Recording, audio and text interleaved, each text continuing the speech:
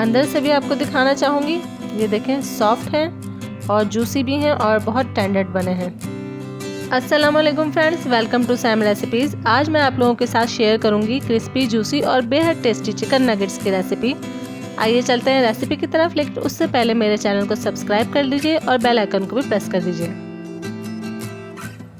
इसके लिए हमने लिया है हाफ केजी बोनलेस चिकन को कीमा, अच्छी तरह से मशीन में पिसा हुआ।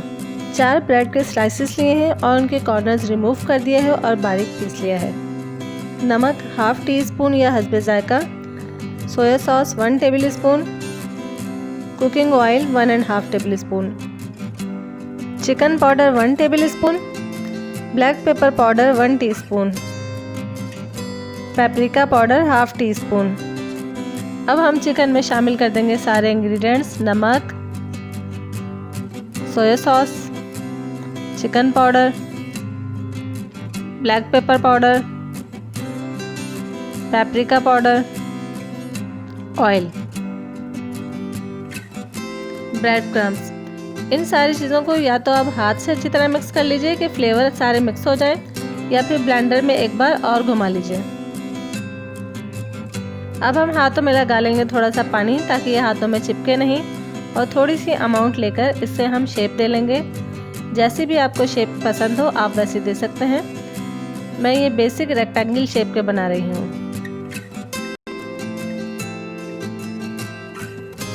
सारे नगेट्स तैयार हैं। अब हम कर लेंगे इनकी कोटिंग। 2 अदद अंडे, 1.5 कप ब्रेड क्रम्स या फिर हस्बे ज़रूरत। अंडे में हम शामिल कर देंगे 1 चुटकी नमक और चुटकी बराबर ही ब्लैक पेपर, और अच्छी तरह से फेंट लेंगे।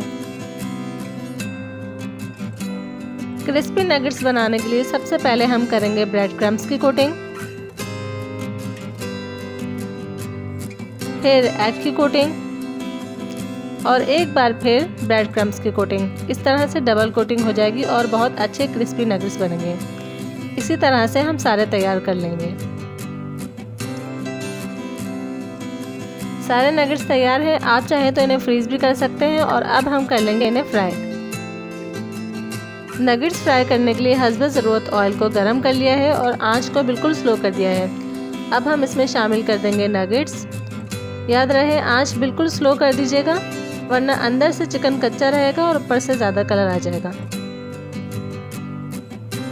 जब एक साइड से लाइट गोल्डन कलर आ जाए तो इसे हम टर्न कर लेंगे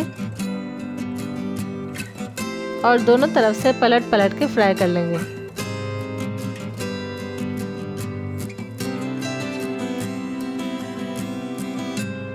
दोनों साइड से अच्छा सा गोल्डन कलर आ गया है और चिकन भी अंदर तक गल गया है। अब हम इन्हें निकाल लेंगे।